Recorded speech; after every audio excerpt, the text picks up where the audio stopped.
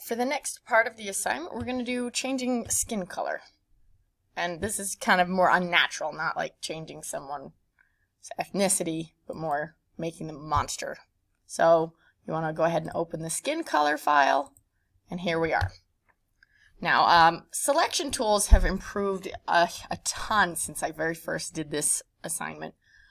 One thing I would like to point out, though, is if you go to the select menu, well, okay, first of all, we just want to select her skin.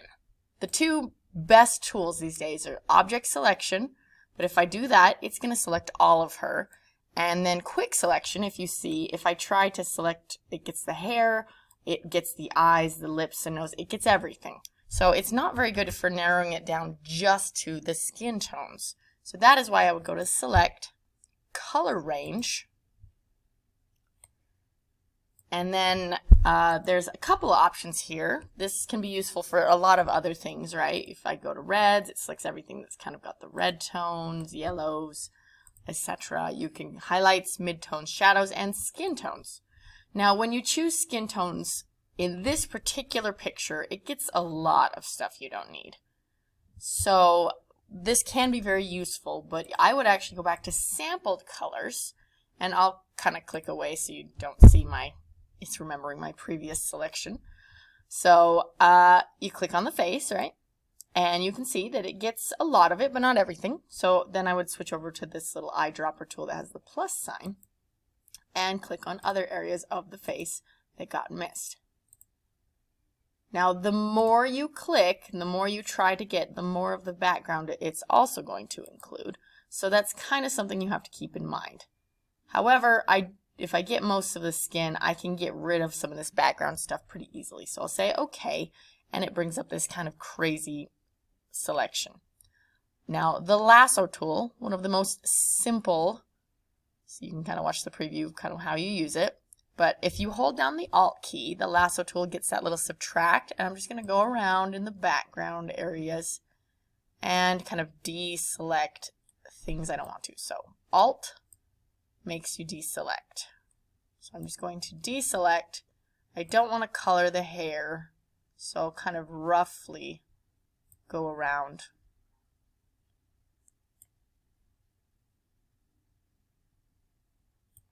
Like that. Okay.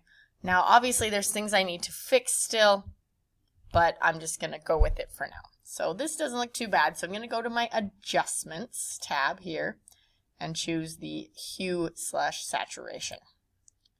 Of course, when I do that, it creates this mask where the only things that will be affected are the things I had selected. So we're going to go ahead, go kind of Frost Giant, Gamora, Wicked Witch, whatever you want to think of it. Just choose a color.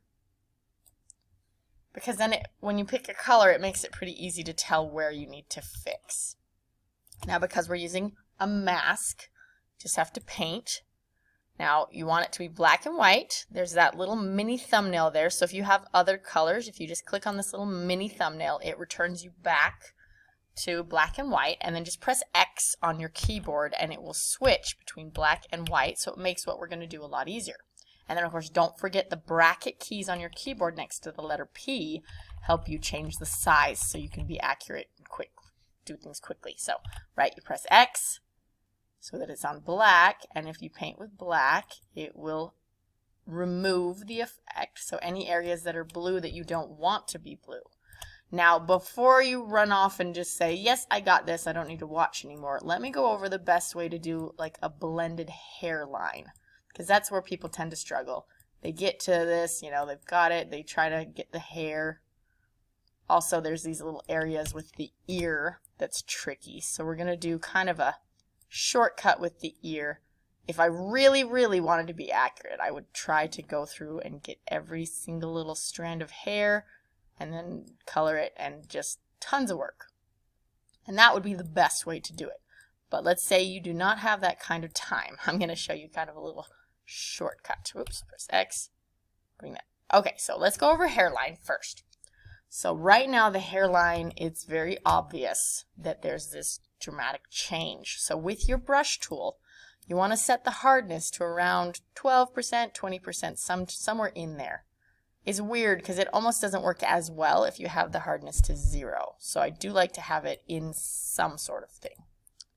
Okay, and then the bigger you make the brush, the better this will work. Now, real quick here, I'm actually going to set it back to hardness. So when I click, do you see what a stark line that is? As opposed to when you lower the hardness, and I'll come and do the same thing over here, see how it's kind of faded and fuzzy. So that's what the brush does. If I use the edge, it does it kind of softly. So then I'll switch to X and kind of remove. So I can make it so it's a little softer and it will look a lot more blended. Okay, and you're just kind of switching back and forth between the two to add that little bit of color.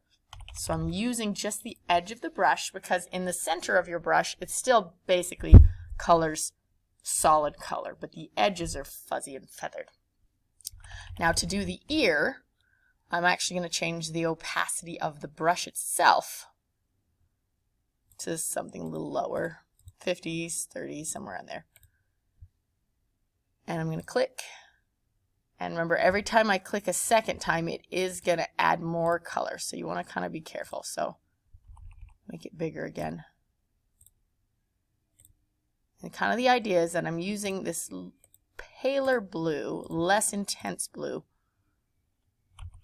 And even for some of this, I might even go even less where there's more hairs, right? I'm just kind of clicking, adding a little bit of the color there so that it's kind of trying to keep the blonde look while also getting the ear. It's not a perfect solution, but it's kind of the quick way. And you know, if you're not inspecting it super closely, and I would probably at this point now go back and switch to black, and I'd come through and kind of get the blonde strands. Oops, let's increase and I would kind of be, like that to get the ones that are obviously there, covering it. Okay, and then that's what you're doing. So just make sure you go through, clean up the edges with black and white. When you get done with all that, you can notice that her sleeve, so if I just paint with white over these areas where her skin shows through the sleeve, it's actually pretty easy to make it look like her arm is also blue. Just be careful because the areas where it doesn't have her skin color changed, it will kind of look yellow. So that's the only part where you need to be careful. So just like before, in the previous part of this assignment, if you go to Select All and then Edit, Copy Merged, so it copies everything, and then you go to your little Word document and paste in that to be ready to be turned in when we finish all of this assignment. So there's the skin color.